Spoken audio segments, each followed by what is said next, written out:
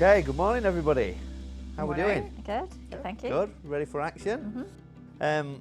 So we've been talking over the last probably couple of weeks about what would be a good relevant topic for us to have a debate on. The same word kept coming up, uncertainty. You know, that's been uncertainty for us as advisors in how we're advising clients given all the issues that are happening in the economy and globe full stop, but also from our clients' perspective, how do we manage that uncertainty and give them some sort of certainty, comfort in this world today. So the first category we're going to talk about is the economy, inflation and business challenges. So look, we're no economists, as we know, so we do follow economists, we do share what they're seeing and what they're saying, and a lot of it is uncertain at the moment. We've got staff shortages everywhere, the immigration policy's a mess. I don't really know where all these people have gone. It's almost like the end game off Avengers. There's just 20-30% of the population just seem to have disappeared. I mean, you think about it in Queenstown, it makes sense. We've got a lot of tourists here, but you know, over in Dunedin, I was there a few months ago. Places closed on a Monday and Tuesday. Went to Brisbane a few weeks ago. CBD, places closed Monday, Tuesday. It's just, I don't know where these people have gone. In New Zealand, the latest figures are saying that net migration is negative 10,000, which is the first time in 10 years we've had negative net migration. Now, if we think back to COVID, the talk was there's going to be 250,000 expats coming back to New Zealand. The experts seem to have got that one wrong, amongst many other things. Don't know what happened there. Most businesses as a whole are struggling. They're struggling to meet demand. They're struggling to manage costs. There's major supply chain issues. I think in New Zealand there's probably a good lack of competition in a lot of supply chain. That's something that probably needs to change. Wage increases. Whilst that's probably a double-edged sword, it's great for people to think, great, wages are going up, but as a business or businesses that are struggling, that is also a challenge. When we also look back probably the beginning of the year, as far as I recall, inflation was projected to peak around 6% by the end of this year. Now, again, experts probably got that wrong. We're sitting at 7.2 today, which is the highest since the early 1990s. Not the highest in history. If we go back, we've been up to about 19% in New Zealand, in and out of the 70s and 80s, before my time, well, semi. So that's the backdrop of all these uncertainties and I suppose negativities for our first topic. The good news is we've all got jobs. You know, if you're not working now, then you either can't be asked or you're simply just unemployable. It seems to be sticking around that 3%. So Cara, given all of that noise and a client's coming to see you, we're not going to focus on how we get approved with a bank. We're going to focus on with this first question that how do we give a client comfort that they can afford the mortgage today, but also in light that, you know, approvals will last a certain amount of time, is that are they going to be able to afford it in 6 to 9 months? Well, we don't know all the facts. How do we give a client comfort they can afford it today and also in the coming months? Yeah, so what we do when they come in is actually have a look at what their repayments would be. Yep. So we show them what the repayments would be on, say, the current rates, and then they can see, you know, are they comfortable with that? They kind of measure what they're currently paying in rent, what they might be putting away in savings. So often we suggest for a goal to make sure they're comfortable, we might look at, say, a percentage higher than what the current rates are. So if the rates do increase, then they're, you know, looking at a higher repayment that they're comfortable with, and then looking at what they're paying in rent and what they're putting away in savings and making sure it's around the same amount as the repayment. And I always say add an extra $100 for rates and insurance, and then they should feel they're comfortable moving into the process of looking at a home. They're like, great, we pay that in rent and savings, we feel comfortable with that mortgage repayment. Yeah, great, lovely. So let's assume a client then gets approved. Now, an approval lasts for 90 days. They haven't found the property that they're looking for. They need to get the finance rolled over. Interest rates have increased. Cost of living's increased. Therefore, how the bank assessed that loan has changed. What happens? Is it a case of it just being simply rolled over, or does it need to be reassessed? Yeah, at the moment the banks are reassessing at the end of the 90-day period. So based on their new calculators. So the calculators, what determines what they can afford to borrow.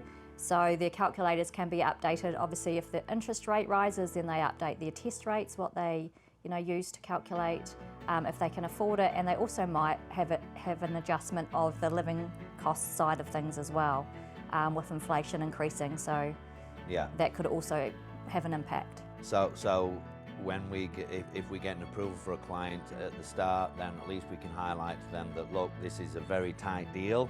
If you do not find this a property in the next 90 days, your lending is probably going to come down. So at least we can provide an understanding of exactly where they're at if it's a tight deal. Yeah, absolutely. Bit of a race against the clock. Pete, so due to staff shortages, lots of people are doing or considering looking at side hustles. I've even got my kids, 12, 13-year-old, going out to work, earning a fortune, paying very little tax, not paying me any board, scandalous. So look, when clients are sat down with you, you're talking to them, many of them got side hustles. Do you, if there's a shortage of savings or income, suggest a potential second job? And if you do, how do the banks feel about it? Yeah, look, and I think the first point there is, unfortunately, we can't use your kids' income as part of your application, while we'd love to. But yeah, look, we find it really common here in this area that people will find ways to increase their income by taking on additional jobs. So that may be a combination, sometimes 2 or 3 jobs. Often it's even like a hobby that's developed into a self-employed income, which can support a loan application as well. The banks will generally look at a combination of where that income's coming from, and making sure that the hours that you're putting in is not excessive. So if you're working 2 jobs, and some people have said, I would love to take on a second job so I can get my income higher and I can get a bigger loan. Working 2 jobs and 80 hours a week is generally not deemed to be sustainable. So the banks may discount one of those incomes in full. So if you had 2 jobs that make up the same level as a full-time role, then that would certainly be considered. So there's no clear definition of what's full-time. So some people consider that to be 40 hours a week and others will say 50 or 60. And if it's reasonable and it can be deemed ongoing, then no reason why we can't look to add something in as well to make it work. Yeah, and it can be a little bit frustrating, can't it? Because we've had clients that do 60, 70 hours and that's normal for them. Who's the bank to say that's not normal? If we've got 2 years tax returns showing, look, that is normal, we think it should be considered, but generally, like you say, the banks probably don't. Casual contracts, if somebody's just started casual, then it's probably going to be difficult. If they've got, even if it's a casual contract and they've done it for 1 or 2 years, then we've got the tax returns, they're probably more open to consider those extra few hours, aren't they? 100%, and I think the other thing there to notice is there's a number of clients who look at changing their income. It tends to be just at the time of applying for a loan, which is always fun for us. Those changes may be moving from a salary and wage role into a contractor role, so they become self-employed and they believe they can immediately use the same higher figure they'll be earning as their income. That's not true any longer. If you're self-employed, it's your revenue less expenses.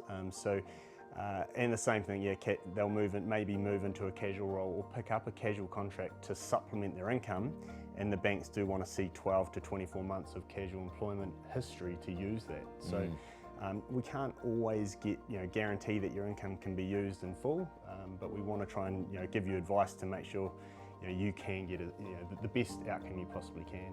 Yeah, great. And look, and even if, so it's a case-by-case basis essentially, but even if the money could not be considered as an income perspective, if there's a shortfall of savings, working that extra job is going to close the gap, get the deposit where it needs to be, so it can still be a win even if the income can't necessarily be considered.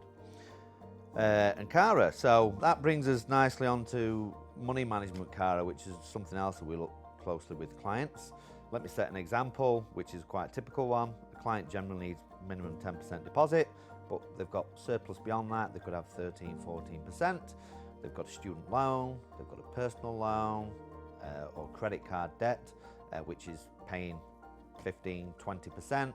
The savings, unless it's in a term deposit, even then it'll only earn 4%, but it's probably earning them under 2%. So that kind of scenario, how do we help a client with cash flow, and what makes more sense when you're looking to borrow money? So when people have got short-term debt, obviously on the surface, it's like, well, why don't you pay that debt down? It's going to save you interest over time. However, they need a deposit to buy the house, so it's a bit of a balance. So when we're running through the application, we look to see how much deposit they have, and do they have some, say, surplus deposit, more than what they need, because then we could use that to reduce the liabilities. The effect their liabilities have is the amount they could borrow.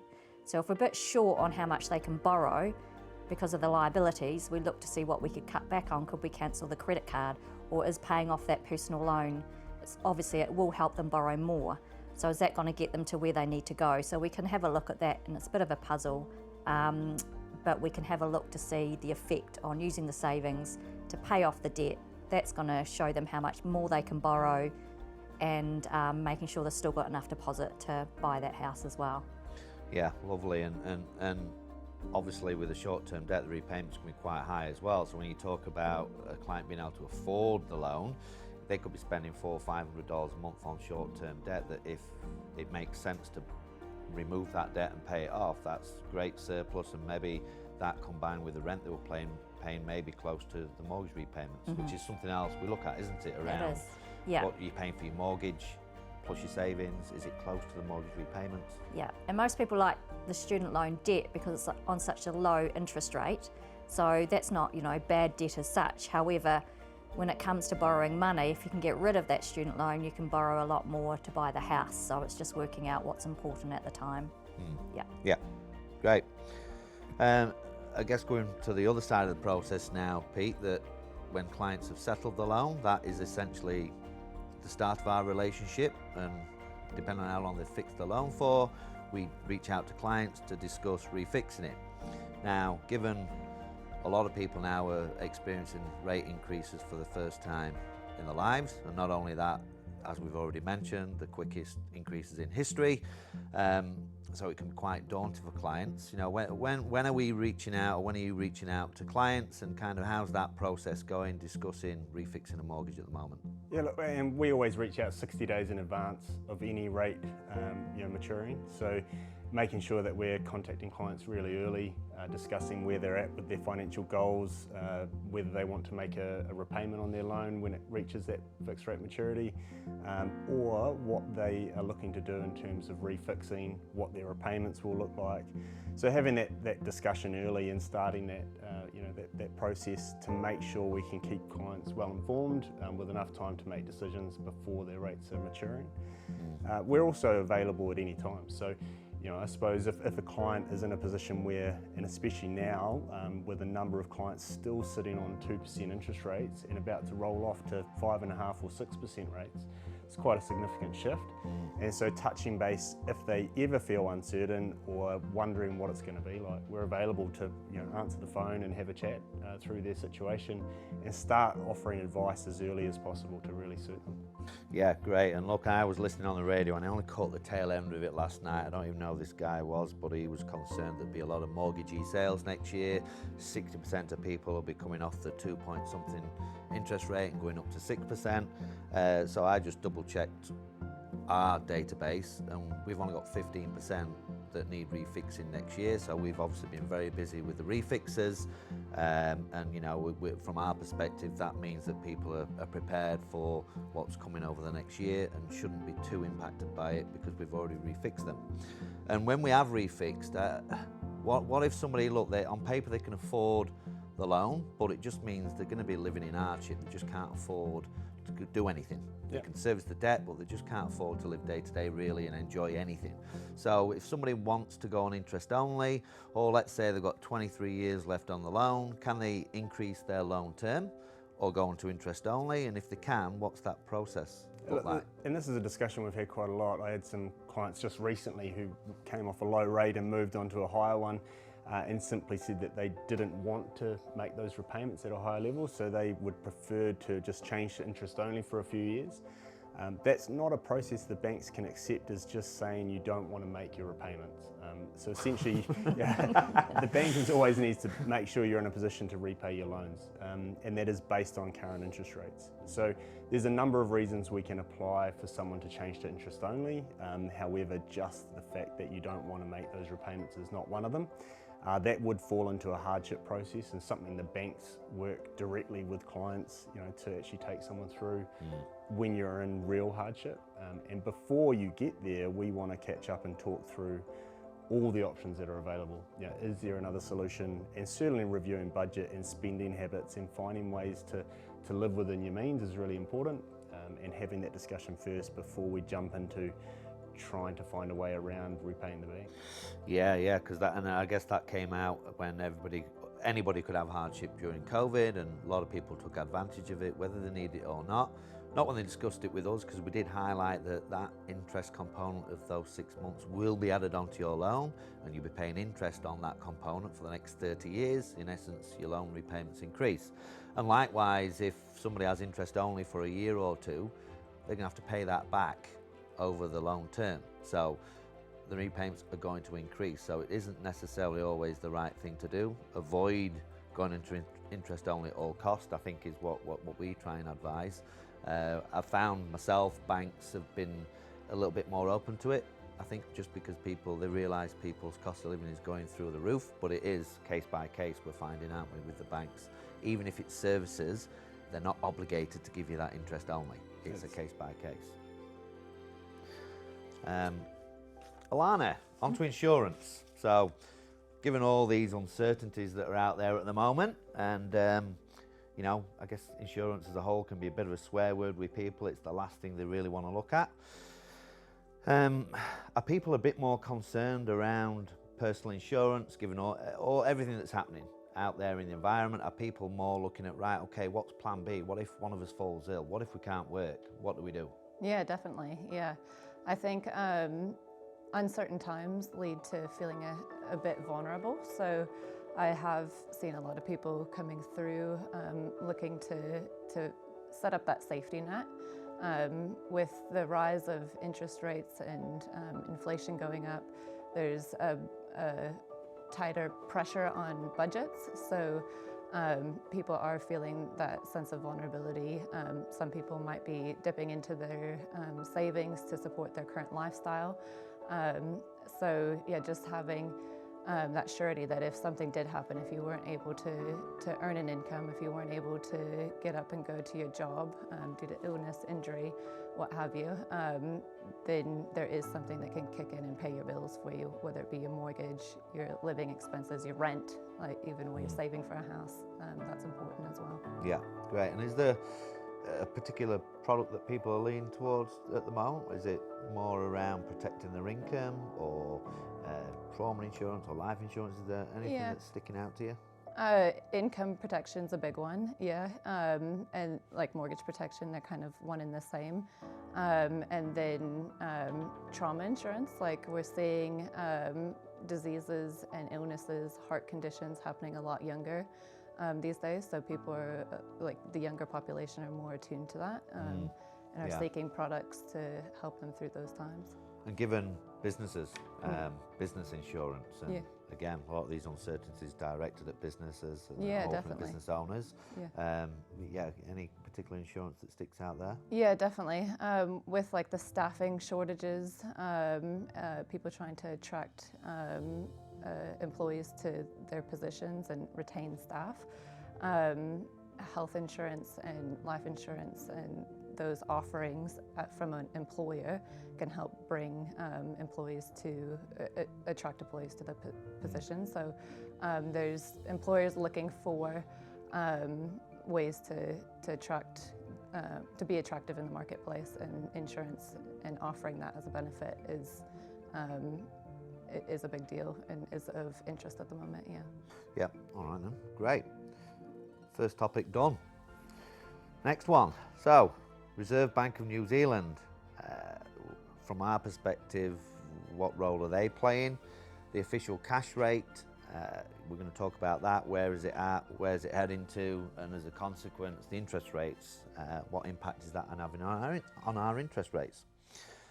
So first thing, the macro-prudential tools that the Reserve Bank use, which are there to reduce the boom-bust cycles in the financial system. One that we're all very aware of, the LVR ratios, loan-to-value ratios. How much deposit do you need to purchase a property, whether you're an owner-occupied or investor? So we'll touch on that. Another one that people might not be too familiar with is the debt-to-income ratios. So we'll come on to that. And then the other part of it is the Reserve Bank of New Zealand. They're there or mandated to keep inflation below 3%, and we're kind of ideally between 1 and 2. Today, that's not the case.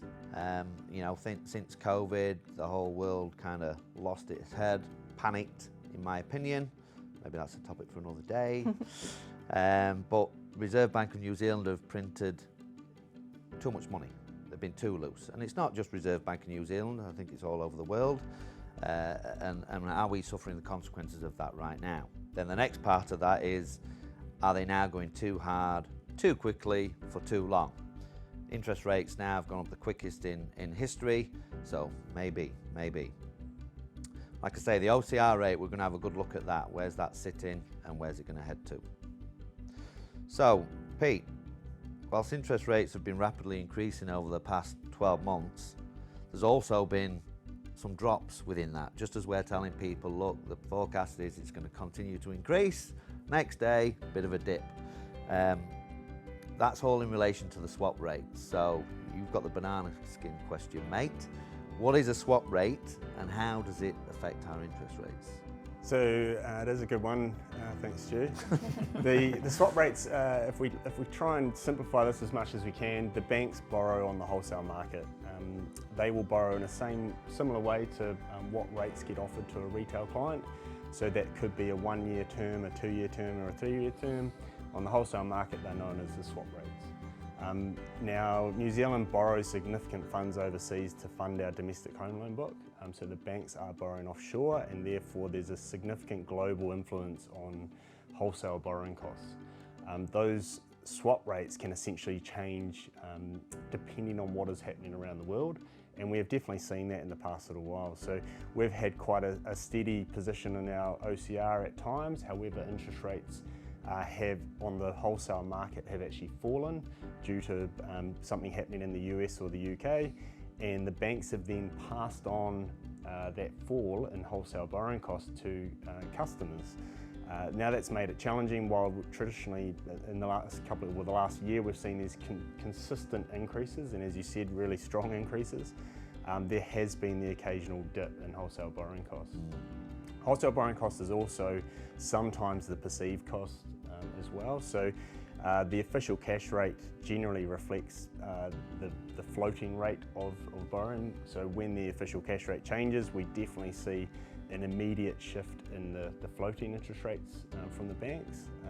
However, the fixed rates have generally always moved in advance of any change in the official cash rate, and that's because the markets have perceived the increases coming. The wholesale borrowing costs have already increased, and therefore the banks have already increased the fixed rates before we see any change in our official cash rate. And that maybe explains why we had a hefty increase last week, and obviously the Reserve Bank are going to be reviewing the rates next week, next month even, which is next week. November. That's this the week, next one. once this goes out.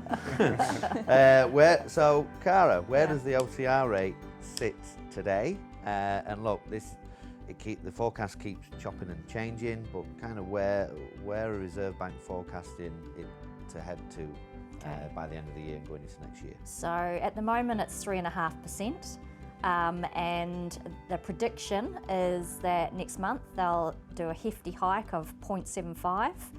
That's because inflation's still running away and it hasn't had any effect of the recent rises in the official cash rate. So that's going to be a big hike, which again is predicted. No one knows until they actually announce it. And then they take a holiday over Christmas, which is great, gives everyone a bit of a breather until the next review on the official cash rate is February. And then they're predicting it's all going to depend on what's happened in the 3 months following between November and February. Has inflation decreased or stabilised, and then they'll review what they might hike it at. Predictions are another 0.25, so we're kind of looking at about 1% between now and, well, in the next 6 months, say. Yeah, okay then.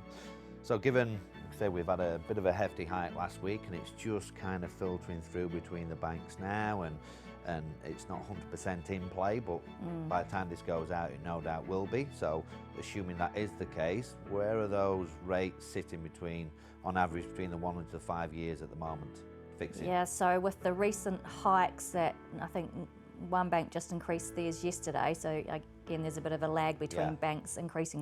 They're just pushing over the 6% mark. So that's around the 1 and the 2 year, and then? Yeah, they range, I guess, from sort of the low 6 to the high 6, really, in the fixed rate range. Yeah. Yeah. Okay. And where, I guess this is to the floor, how long are you finding your clients are fixing for at the moment? Well, at the moment, so when we discuss fixed rates for the clients, they generally lean on us a little bit to advise them or give them some guidance because they don't really know what to fix for. So I always follow Tony Alexander, have done for the last 20 years since I've been doing lending, and he's always been great to read his reports. It's really awesome. He puts out a report every week, so he's keeping up to date with what's happened in the economy and what might make the changes in the interest rates. So we generally have a look what he's recommending, discuss it with the client. So at the moment, it's sort of 1 year, 2 years sort of range. Some banks have the 18-month fixed range, which comes in the middle, which might make them feel a bit more comfortable. So the other options that a lot of people don't actually realise, they can split their loans up into different terms. So if they're not sure what to do, like, hey, do you want to split your loan 50-50? We could put half on this rate, half on another rate, or even split it across more terms, depending on what's kind of the recommended timeframes at the time. Pete, your clients doing a similar thing? Very much so, and most are looking at that 1 or 2 years. Some, just a couple have pushed out to 3 years, but and like Cara, I follow Tony Alexander and a few other economists as well, and the majority are saying 1 to 2 years is the sweet spot at the moment. Just bearing in mind that once inflation is under control, there should be no reason to keep interest rates high, and therefore we're generally not recommending 3, 4, 5 year rates because we may lock you into a higher rate when interest rates could start coming down. Fingers crossed. Yeah, and I guess, and from my perspective, my clients are doing similar as well, but when it comes push to shove and you do get asked what you think, and obviously you've got to be careful because your risk appetite and profile can be different to your clients. But look, this is what I've done and this is why, is that, you know, I look at, for example, Tony Alexander, who I follow as well, so he'll caveat any forecast with a 10% probability. So it's almost like, well, that 10% chance, do you know what I mean? So there's a lot of risk, because what he caveats it with is things are changing every week consistently. So what is important to you is the most important thing, isn't it? Because it's difficult for a client to second guess the market. So if they're very conservative, they could be planning on having a baby in the next year or two, so they need consistency.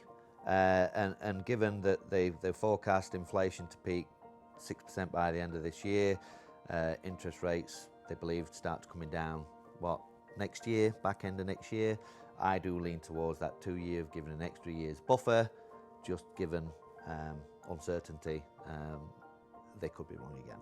And you raise a really good point that it really is important that we look at the individual circumstances of a client. So what is happening within their life and their financial goals that matches up with the right fixed term for them. Certainly if it's starting a family, it might be selling a property. It could be looking at a number of clients who want to buy their first investment property, and that could result in them needing to change banks to be able to borrow more money. We don't want you locked in for a long period of time if there's something happening in the short term that we may need some flexibility for. So we've got to match it according to each individual. Yeah, exactly. DTI tools, debt to income ratios. I don't really know why a couple of banks were keen to bring this in, probably maybe a year ago now, thinking about it. A couple of banks have brought it in, but from the Reserve Bank's perspective, they anticipate that it's going to be fully functional and good to go by mid-2023. Now, as soon as the CCCFA came out with their changes, which we'll come on to later, this tool, in my mind, seemed futile, because as soon as you're looking at people's discretionary expenses, DTI tool becomes obsolete, almost. But anyway, regardless, it's in. Some of the banks are using it. What is it? How does it work? And is it fit for purpose? So debt to income ratio is simply a way for the banks to review the total level of debt that you have against your income. So if you have a combined income of $100,000 a year and you want to borrow $600,000 to purchase a property, you've got a debt to income ratio of 6 times your income. Now most banks, a few banks have implemented this in their policy at the moment. Yes, it's been very confusing. Some of the bank staff have not understood their own policy themselves, which has led to a number of clients being declined lending at one institution who had a debt to income policy in place, and we've just managed to take them to another bank who didn't have that policy in place. So it is certainly having an impact, and it will do so if it is implemented next year. Also, each bank is implementing this policy in their own way as well. So they have different ratios that they're willing to accept. So we want to make sure that we've got the ability to go to more than one provider. Is really important, and make sure that we are putting people in a position to get either the maximum lending they need and what they can afford, so that they can be in a position to purchase property. And it gets quite complicated. So let's say, okay, somebody's earning a salary, 6 times the salary, that's simple.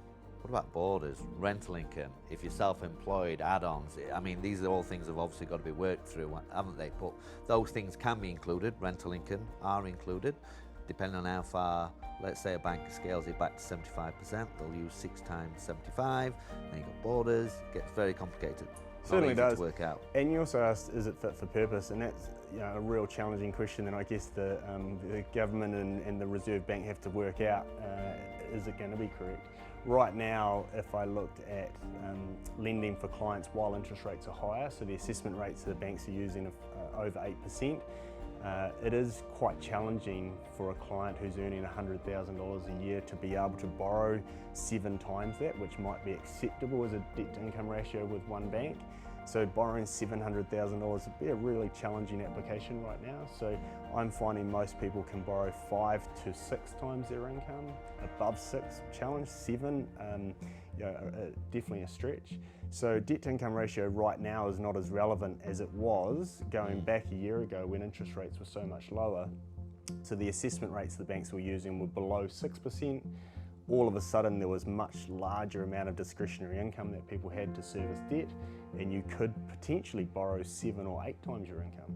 I'm personally not seeing that right now, and so I don't believe that debt to income ratios have a relevance moving forward while interest rates that we're using for assessment are high. That could change in the future, so they may just sit in the background as another tool. So yeah, can't stand them myself. It's almost like a rich get richer, poor get poorer tool. Who are you to say? If I can afford it, doesn't matter what multiple income it is, as long as I service it on the calculator, give me the money, as far as I'm concerned. Yep. Cara, Reserve Bank and the LVR restrictions. So most people are familiar with the loan to value ratios, but just to refresh, where do they sit today for owner occupied, investors, and are there any exemptions? So big question we always get, what deposit do I need to buy a house or an investment property? So as a general rule, if you've got 20% or more deposit, that's fantastic. We can go with all the banks and we've got all the options. If you have less than 20% deposit, then we do have options. So the first option we look at is perhaps do they qualify for the first home loan, where they only need 5% deposit. So the main criteria for that is the income caps. So that's $95,000 for a single person, or $150,000 for a couple, or a single person with a dependent child. So if they meet the income caps for that, then great, we've got quite a few options under the first home loan criteria, which is awesome.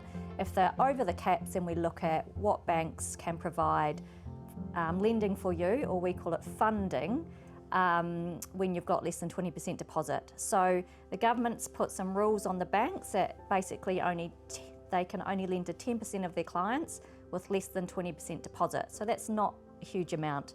So it's a bit of a revolving door or a moving target, whether they have funds available or not. Yeah. And so we can assess it at the time. Again, it's moving, and it's not a black and white answer, so we just have to see at the time what banks are available for that funding, and we can advise. Yeah, As great. far as investments go, you need a 40% deposit for an existing home. However, there are some exemptions in place. If it's a new build, then you only need 20% deposit. So a new build covers house and land, a turnkey, or a recently completed house that's within 6 months of code of compliance being issued.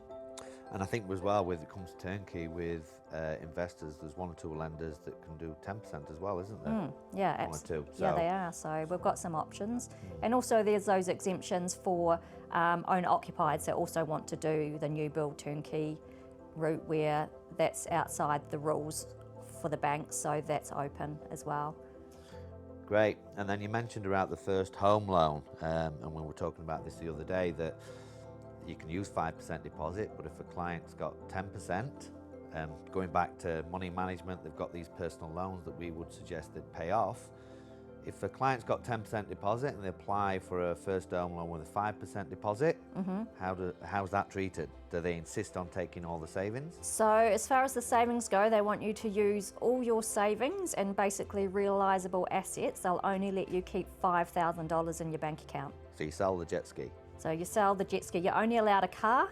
So if you've got a boat, caravan, a jet ski, an extra car, they expect you to sell it and use that towards your deposit. So they really want to help people who've saved enough to get into their first home, and who's got that low deposit. So yeah, they do expect to see all those toys sold first and go towards their deposit before the bank's going to step in and help. Right, okay. And then on the other side of it, they don't want to see any liability, so no personal loans either. Right, okay, right, okay, lovely. To the floor, what kind of buyers are you seeing at the moment? Are they predominantly first home buyers? Are they movers that are wanting to move up the ladder? Are they investors? Because normally when the market's slowed down and things maybe pick up a little bit again, the investors seem to be the ones that usually traditionally come back into the market. Are we seeing that, or what are we seeing? You go. So predominantly first home buyers that want to get in the market. That's what I'm seeing mainly, but we do have some people also looking to invest, so they've got themselves in a comfortable position, so they come and I want to have a look at buying an investment property, where am I at? So it's good for them to come in and chat to us because one, they see where they're at, but two, they're sort of getting educated of what the new rules are around the deposit, because maybe when they bought their first home, at that time they could buy an investment property with 20% deposit, and now it's jumped to 40, so it's good to check that out as well. Yeah, and definitely got a few people that are looking to upgrade as well, sell their first home and get into a slightly bigger home. Yeah, similar position for me, definitely looking at a number of first home buyers or clients looking to change properties. A number of people at the moment who are rolling off those low rates and coming onto some higher ones, wanting to shop the market and actually identify the best opportunity to maybe shift banks and pick up a lower rate and some extra cash in the process. So yeah, a few refinances on the go, and a number of investors who are just wanting to get that information and start the process, but not actively buying just yet. I think they're readying themselves for what may come in the next 6 months. And I guess in always when you're working with us, because we've got so many different lenders, if you've those clients that maybe are start-out investors, they've owned a property for the last few years, they've made good equity, but they don't have another 40% deposit for that second property. We've got one or two lenders out there that will do an 80-80, for example, 20% deposit on the home, 20% deposit for the existing investment property. So there are options out there for potential investors, aren't there? It's not just black and white, you must have 40%. And so Allanah, insurance question. So part of your service is maintaining clients annually that have got an insurance policy, because life, things happen, things change. Given when we take mortgage protection out at the start, you usually put a bit of a buffer in there.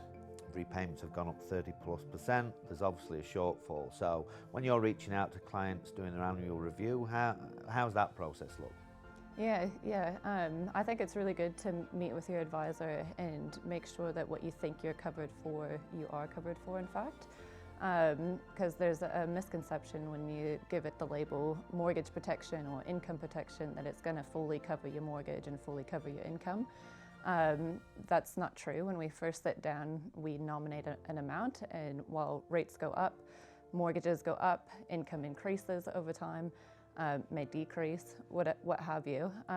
You want to sit down with your advisor and make sure that they're matching. So that's a good reason to meet with your advisor each year. And another good reason is if you've had an established policy for a long time, sitting down with an advisor who knows the policy and can go through, knows the wording, can sit down and ask you questions about what you've experienced in the last few years. There's a lot of times where people go get a quick procedure, don't take any time off work, think that there's nothing that they can get from their policy, and then in having a conversation with the advisor, they can reveal to them actually you are entitled to a claim. And it just doesn't matter how long ago that was. We can always go back and make a retrospective claim to get you the money that you deserve. So it's very valuable to sit down with your advisor and make sure that you're getting the value you're paying for from your policy, and then also that you're protected for the things you think you're protected for. Yeah, and without going into details, you've had a couple exactly of those instances where people have been able to claim thousands Definitely. on trauma claims and they didn't even know. Yeah, didn't know. Some of them, what, a couple of years or so ago? Yeah, definitely. Given we're talking about all these uncertainties, inflation, increasing costs, if a client's got a policy in place, the last thing they probably want to do is cancel it because shit happens, they can have injuries or illnesses and they want to restart the policy later, then they've got loadings, exclusions, or worse, can't get insured. So what are the options if somebody's struggling a bit financially and wants to put things on hold?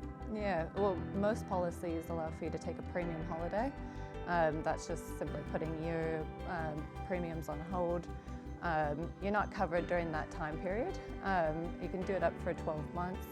You're not covered during that period, but the advantage is when you go back to reinstate the policy, you're not subject to underwriting. So if you get any injuries during that period, or if you priorly had injuries that you were covered for on your existing policy, you're not giving that up by cancelling.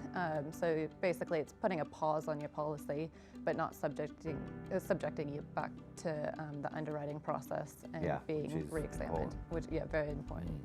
Yeah. Lovely. Next topic, so housing market. Our favourite triple CFA, Credit Contract Consumer Finance Act, got it in one. And building costs, absolute nightmare. And I feel for actually the builders at the moment. It must be going back a few months, almost every week they're having to contact clients, but even before the build had started, your materials have gone up. So sympathy goes out to the builders there because it's not their fault. And look, we're all either building, planning on building, have built, holding off building, praying for costs to come down maybe in the next year. You having fun with Dre there, Cara? Dre, get down. Me. He's giving me kisses. And you, give me kisses. So look, they're looking at the housing market and quoting some of the figures out there. So what they're saying is that nationwide properties dropped 12.6% this year, over the last year. Some places significantly worse than others, significantly worse. The Reserve Bank have come out and believe that prices will be sustainable once the drop hits 15%, which means we're not actually far off that on an average nationwide. And they're saying that means that pricing is actually heading back to more of a reasonable reality. Now, when you think about that drop and then you look that prices actually went up 41% by the end of 2021, it's not that bad. Unfortunately, there's a few that would have bought at the end of the year, but I'm sure they would have purchased with that being a long-term investment, is that most people are still quite far ahead when it comes to equity in the property.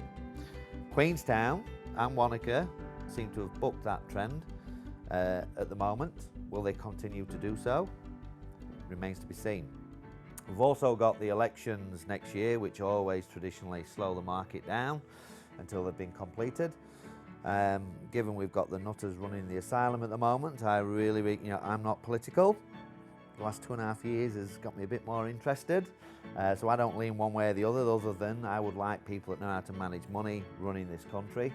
And so look, if there are changes next year, that's more uncertainties, and if there are a new government in place, you know, all these anti-investor tax rules are out there, and there's a list of myriad of things that'll probably change, so it'll be a very interesting year next year if all that comes about.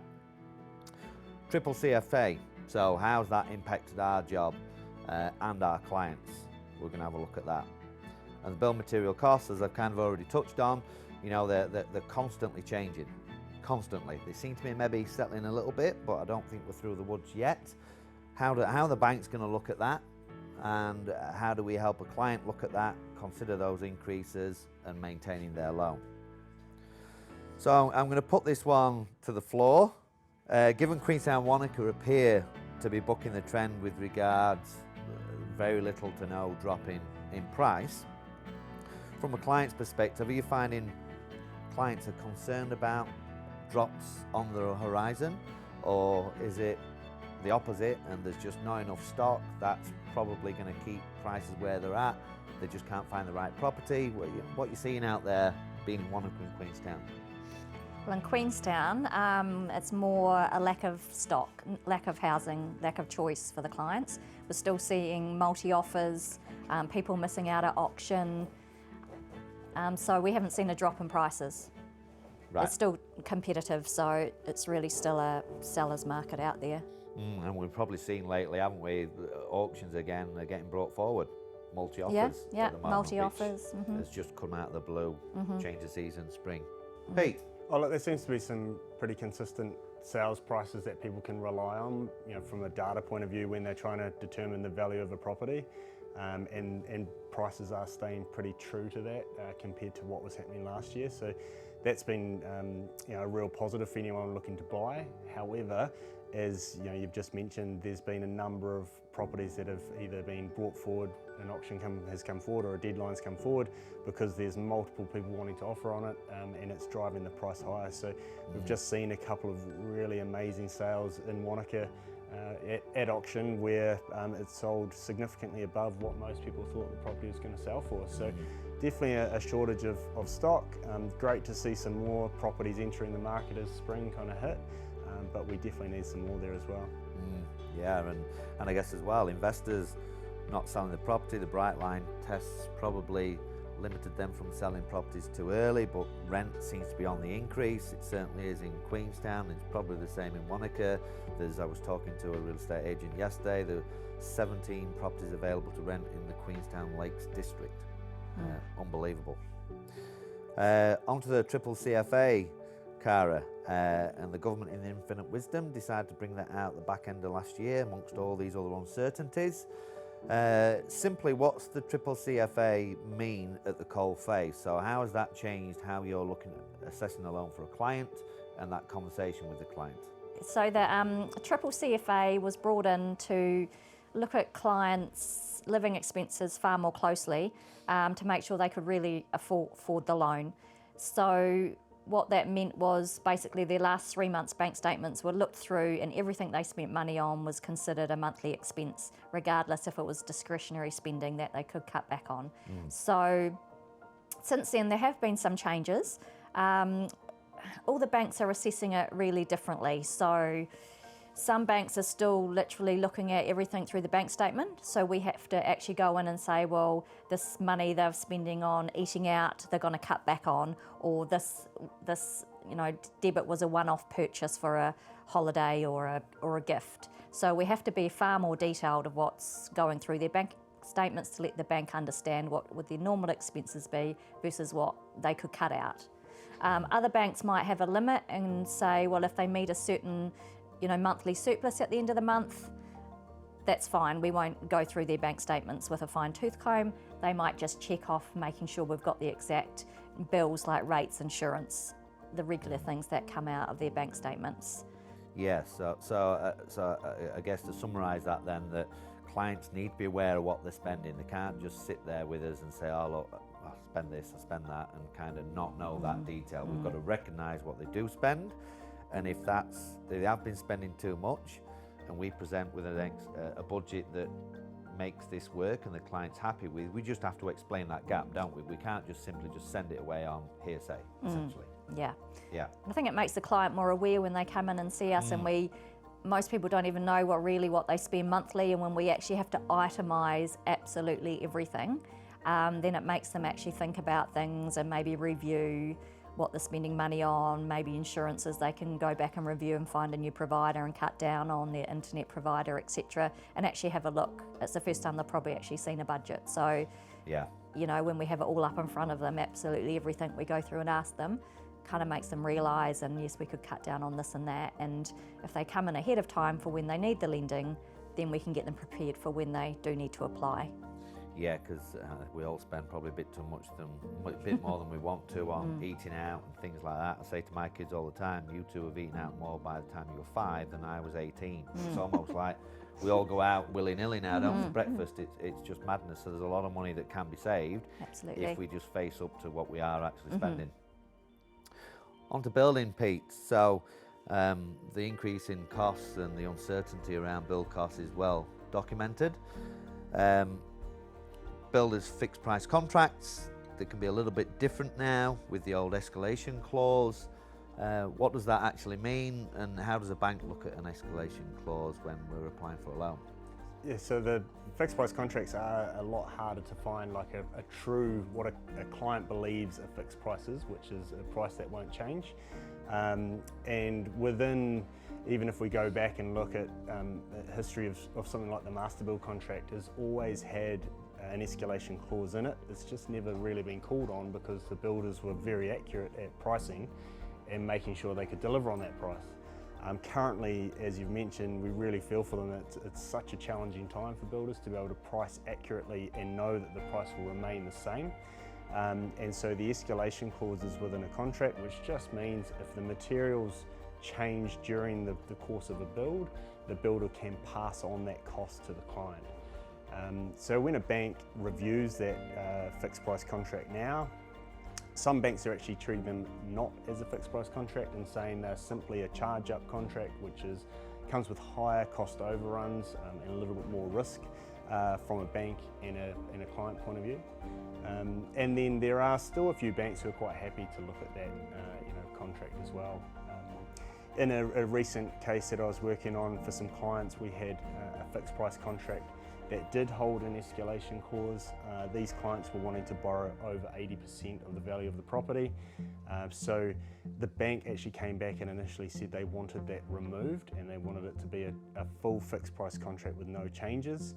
However, on review of that with the clients, if they did remove the escalation clause, it actually would have removed the builder's guarantee on the property and placed the clients at an even greater risk. Yeah. So we were able to push back to the bank and say, we now have a choice of removing the escalation clause or removing the guarantee and offering no support for the clients. The bank chose to remove their condition, so they actually signed off the contract as it was.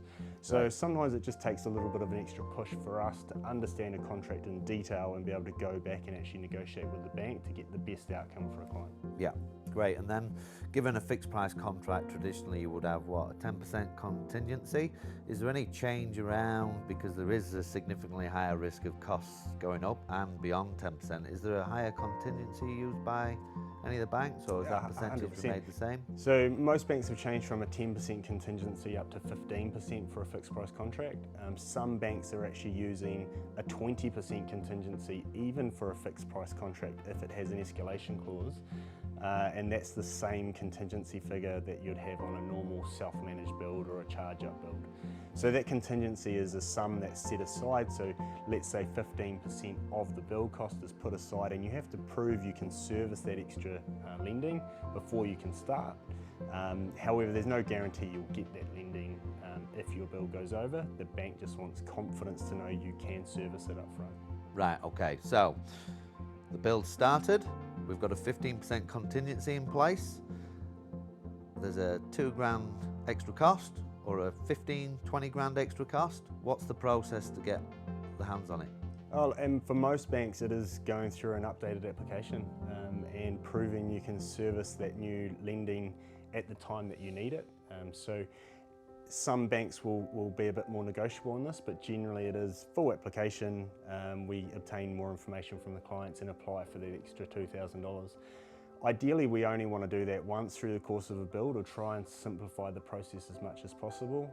Some recent clients I had who had some variations or escalations on their build, we actually got them to wait for a short period of time and identify if there was any other changes to their build costs, which there were. We then applied in one go to the bank and got them approved for the extra funding to get them completed. So, given we're probably anticipating a contingency is probably going to be required one way or the other, that's what we're kind of finding with the build at the moment.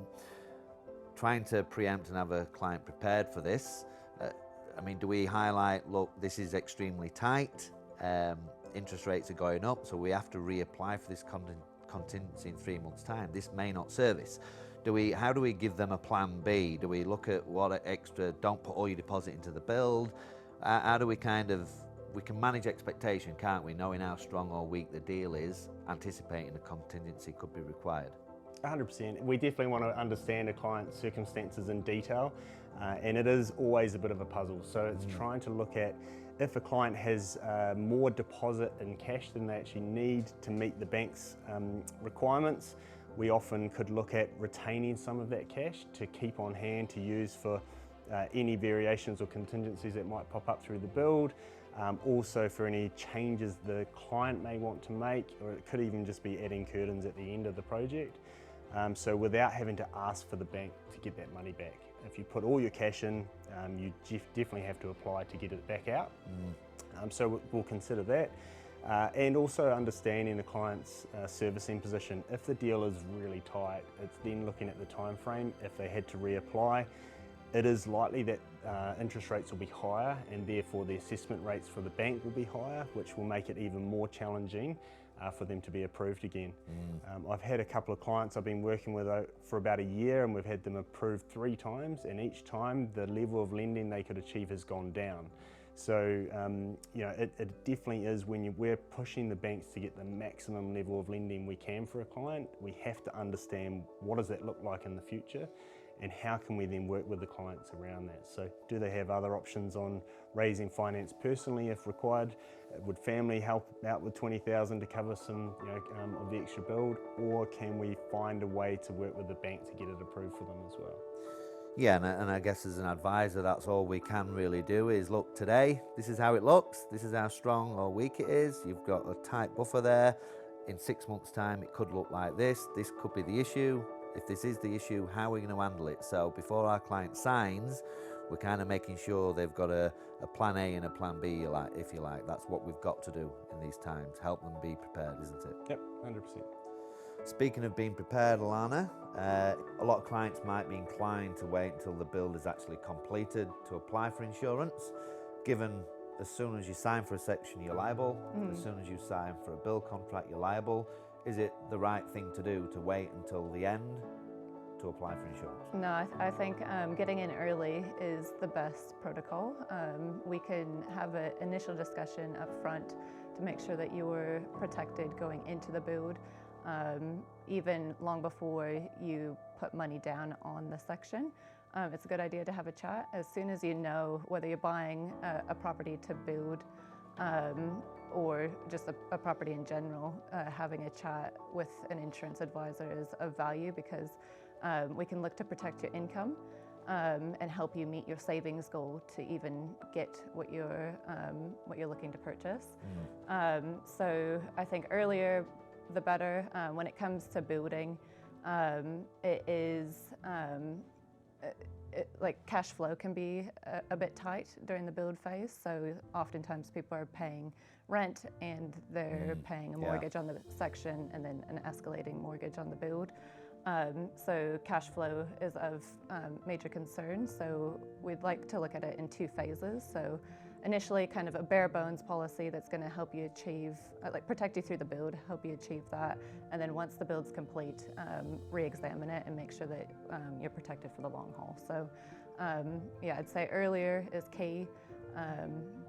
Yeah, in all circumstances, really. Yeah, because at the end of the day, it's about protecting your assets and the liability. So as soon as you Yeah. sign those contracts, you're up for it, Yeah. whether you like it or not then. So if position changes, you could have issues. Definitely, definitely.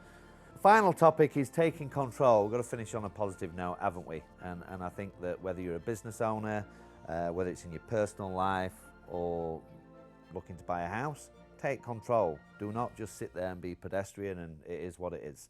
So taking control of your financial position, of your finances, taking good advice from finance advisors, talking to your solicitor, making sure you've got the right people around you.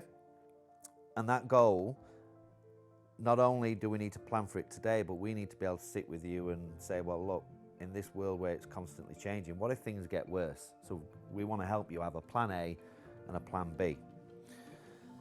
We've got actually a buyer's guide, which anybody that's found this interesting, they can request a copy, and it kind of covers everything we've covered off today.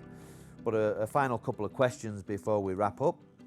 Cara, with taking control in mind, talk us through our fact find and review process. So a client's interested in seeing what they can do. Just touch on that process of what we go through. So normally we get an inquiry from a customer saying, I'm looking at buying, let's just say my first home, which is very common. I don't know where I'm at, what I need to do. This, it's their first time. They're a bit clueless on the whole process. So we book them in to come and see us, and before they come and see us for their appointment, we ask that they complete what we call a fact find. So it's an online form, and it gives me their full statement of position and their and all their details that I need to assess where they're at. So when they come and see me, I can see what deposit they've got, and as we've talked earlier, that gives us a whole range of options, so I can work out what options they've got around their deposit, and then we can look at what they can afford to borrow. And so when we go through that process of what they can afford to borrow, then we can look at, as you mentioned, taking control, what changes that they may need to put in place, that we can, adjust things and put them in a good position. Yeah, and invariably, not everybody's quite ready today. So, and whilst that can be sometimes disappointing for clients that they're not quite ready today, I think that we always have a plan for them. We've got answers that, look, you're not here today, but if you can focus on these areas and get up to this point, whether it's a form of income, the side hustle, reducing short-term debt, there's always a timeline in place. It could be 3 months, 12 months, 18 months, and it's quite amazing sometimes, because it is hard to save in Queenstown and Wanaka, that people that really want it, we see them again 12, 18 months time, and they've done it, which is fantastic. Assuming somebody is ready today, and we are saying, look, we can never guarantee, obviously, we don't want to overpromise, but we believe we can get finance approved. Given the process that we go through and how thorough it is with our clients, how successful is it, Pete? Oh, look, I think when I don't submit anything to the bank that I don't believe is going to be approved. So there's the odd time we might hit a hiccup with something in the background that a client hasn't disclosed, or it could be bank policy that is a real unusual one that kind of hits us from outside the box. But in general, probably 98–99% of the time we're getting clients approved as submitted, which is really important. And that could be with a combination of different banks at different levels as well. So I think the process is great, making sure we're really accurate, and as Cara mentioned, that starting process is to make sure the advice we're giving is very accurate to an individual or a couple of circumstances, not generalising information. It's very easy for us to just give general advice, but we want to make it accurate for an individual to help them in their property goals. Yeah, great, and look, and we all probably have the same, we deal with clients a long time before they tend to purchase property, don't we? We're nurturing them over quite some period of time. Now, with banks themselves, so I think mortgages are down maybe 30+% at the moment, so the banks are probably pretty hungry. Another positive at the moment is that whilst it's tough lending, how are you finding the banks as a whole at the moment? You obviously all have different appetites at different points in time, but are you finding, as long as the deal looks good, the bank's keen to lend money at the moment? I think so. In general, I mean, we know the banks are now bound by some really tight legislation changes that they have to adhere to, and that's been the biggest change, I think, over the last little while. But in general, if you meet policy and you tick the boxes, the bank definitely want to lend money. Yeah. Spring always starts off a few, great competitive offers from banks as well. So we're definitely seeing a few of those, pushing discounted interest rates, bigger offers of cash to support, the process. There's still a few banks offering specials if you're building compared to buying an existing property. And at the same time, there's a few banks who are happy to compete against those banks who are offering specials. So yeah, there's some good stuff out there. Lots of cash offers at the moment, isn't there? Well, we've seen as high for a build 2% cash, which has come down a bit now, but yeah, they're pretty hungry, aren't they? Yep. Is there any key takeouts that you'd probably highlight to any clients or potential clients listening at the moment that may be thinking about lending money, and that first point that they should be thinking about today, given everything we've discussed? Is there anything that you'd highlight for clients to think about? It is a key point. I think the key point is to get in early to see where they're at, and that's a good starting point for them, because some people actually surprise themselves that they actually can buy something today, which they didn't realise they could. Yeah. And if they can't, well, they know what their goal is and what they need to work towards. They also probably need to understand that what they can borrow today is probably going to be the maximum for a year or so. So we're at maximum lending capacity with the interest rates in an interest rate rising market. So to be aware that don't leave it too late if perhaps they can buy today, because like we've mentioned, that the amount they can borrow is going to be decreasing as interest rate rises. I would certainly second that in terms of getting in and getting advice early being crucial. You're trying to make decisions that are going to impact your financial future, and you want information that's really accurate to help you on your path. And don't assume anything in the process. So we see a number of clients who believe that because they have a rental property that has an income that's servicing their current mortgage, they can then borrow based on their own personal income to another level. That's not how the banks will look at it, and they certainly only take a small percentage of the rental income into consideration. And so we want to make sure that the information you're getting is really accurate. Yeah. That's key for me. Well said. Great, thank you. So I think we'll finish off on one final insurance question, Allanah, and around taking control. I think COVID's taught us without health, you've got nothing. And also probably the health system in New Zealand is a bit of a shambles. And you found a bit of an uptake on health insurance as a consequence of that. Just maybe touch on what you've been seeing in the market with, why more people taking up health insurance, and kind of how does it work? Yeah, definitely. I think COVID and what we've been through in the last couple of years has highlighted health and put health at the forefront of people's concerns. So health insurance is vitally important. And the aftermath of COVID is that the healthcare system is significantly delayed. So waiting lists are getting longer, people are waiting for treatment, and it has highlighted the importance of getting good care as well. So with a private health insurance policy, you can get all those things. You can take control, you can see the doctor you want to see, you can see the specialist you want to see, you can see get a second opinion. So there's a lot more choice there. And I think that's on people's minds at the moment. Yeah, great. You probably get some people that say, well, look, ACC, I'm sweet. Yeah. How do you tackle that? Well, ACC is not a given. So ACC is great. Like ACC does pay, and it's a great fallback plan, but it's not a surety. Supplementing ACC with private healthcare is important. It is common knowledge that ACC only pays for accidents, not illnesses, and illnesses can have a great impact to your financial situation. So when it comes to like major diagnosis like cancer, there's a lot of imaging that takes place before you even get treatment. So you're paying for multiple MRIs, multiple CAT scans throughout that process. You're paying for radiation treatment, chemotherapy, drugs. There's a big cost involved, and while the public system can cover things like that, it really depends on where you catch the illness.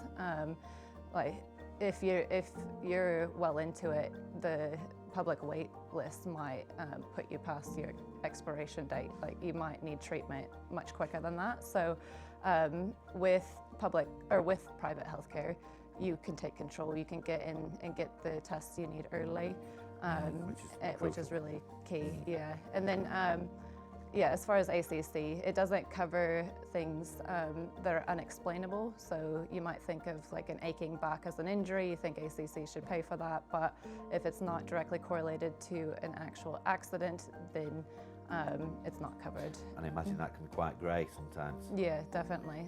So I recently came across a guy who was in his 60s, had a knee injury in his 20s, and he thought he should get paid ACC for that because it was connected to the knee injury in his 20s, and he should. But there's a lot of investigations that go into that claim. So if you can imagine, like the ACC team has to go through years of history investigating to kind of be able to pay that claim. So the good news for him was he had private health care. He was able to get a knee replacement surgery right away. And now the private insurer is fighting on his behalf to recoup that money from ACC. So wow. While you might be covered for ACC, the private health care can jump in, get you the cover you need when you need it, and help you get back to living life sooner. Which is huge, because if you've got a knee replacement for 18, 24 months, your life is essentially on hold and in pain. So definitely. Yeah, definitely. That's huge. And especially around here, a lot of us are active, love the outdoors, like that gives life and meaning to a lot of us. So you need your body for that. So getting repaired and getting the treatment you need and getting back to the things you love is important. Great, well said. So that's probably a wrap, really. We've covered lots of uncertainties, and you can take control in those uncertainties with the right advice and a plan A, B, and maybe even a C. Thank you, everybody. Okay. Catch you again. Yeah.